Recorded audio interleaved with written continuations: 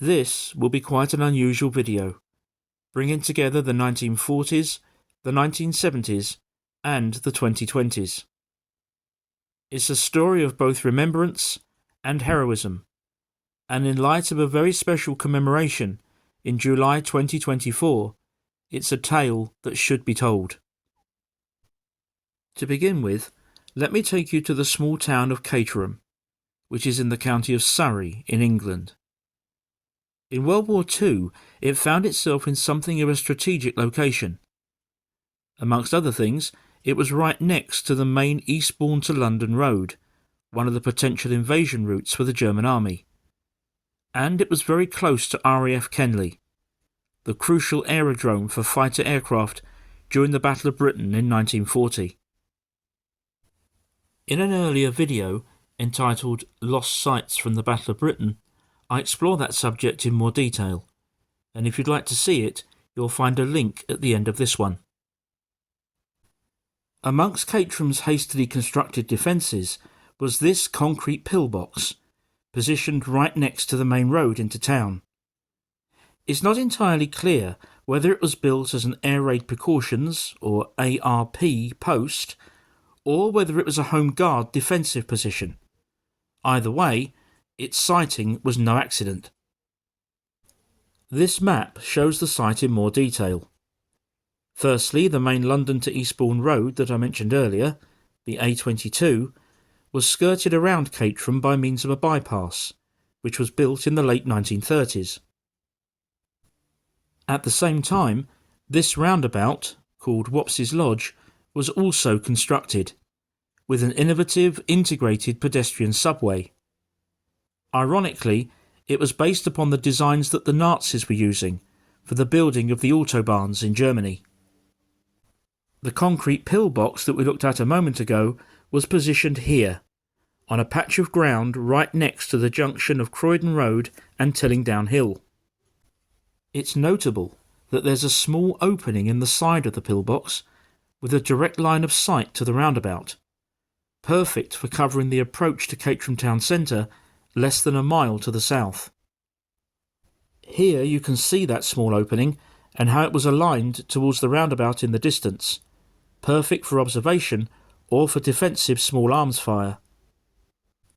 With the end of hostilities in 1945, the pillbox, like so many other similar structures, became largely forgotten. Over the years, it would be joined by an occasional new telephone box or public bench, but otherwise it was half swallowed by the undergrowth and became little more than an occasional passing roadside curiosity. However, all that was to change in the summer of 2024, when the structure got a new lease of life as the site of a memorial. Not one relating to World War II, but another tragic event that occurred many years later. Our story now moves on to this man, Police Constable John Schofield. He was born on the 8th of September 1946, a long way from Caterham, here in Yorkshire in the north of England. He joined the British Army at the age of 17 and served for 4 years. This included a tour of duty in Aden and also West Germany during the Cold War. Later, he joined the Australian military and was posted to Singapore for a while, and then had a spell on active service in the war in Vietnam. John Schofield returned to civilian life in the early 1970s and became a police officer with the Surrey Constabulary in 1972. On the night of the 5th to the 6th of July 1974, he was posted to night duty at Caterham Police Station. Today, Caterham Police Station looks like this. It's located near the town centre and was opened in 2002 by the Earl and Countess of Wessex. That's Prince Edward, the youngest brother of King Charles III and his wife. The station that John Schofield knew used to stand on the same site. At around 3:50 a.m. on that fateful 6th of July, PC Schofield was driving a police patrol car along the Croydon Road.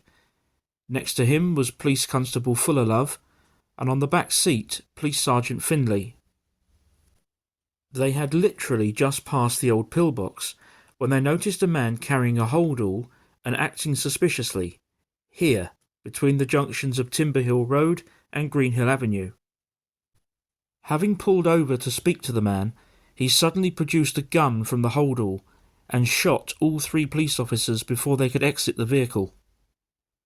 I don't want to dwell too much on this aspect of the story. Suffice it to say that the man ran off, but was later captured, charged and imprisoned. Police Sergeant Finley and Police Constable Fullerlove were both seriously wounded, but survived. But sadly, Police Constable Schofield was killed. This remarkable scene of crime photograph was taken just hours after the event. The vehicle in which the 3 officers were travelling can be seen in the foreground, and if we zoom in, we can even see one of the bullet holes in the rear passenger window. From this image, it was easy to locate the exact location where the shooting took place. Note this distinctive wooden panelling above the garage door of the house opposite. This is that house today, and as you can see, the wooden panelling still survives. And, in order to show you just how close the whole incident was to the old pillbox, you can just see the bottom of it peeping out here below the trees to the left of the white van.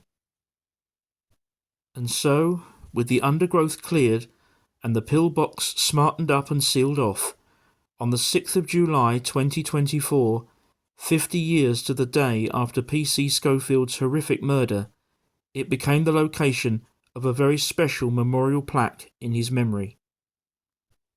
John Schofield already has a plaque on the front wall of Caterham Police Station. But this latest honour, near the spot where he fell, makes him the first Surrey police officer to be so remembered by the Police Memorial Trust. Made of granite and inscribed in gold leaf, the memorial is smart and dignified, and directly beneath it there's a QR code which can be scanned to learn more about John Schofield's story. During my research for this video, I have found that there are a number of Surrey police officers who've lost their lives over the years whilst performing their duties, mostly from accidents, etc. It appears that John Schofield is the only one who has ever been deliberately murdered. May he remain the first and the last. As mentioned earlier, if you'd like to see my video on the lost sites of the Battle of Britain, you'll find a link on screen now. Thank you for watching, and I'll see you again soon.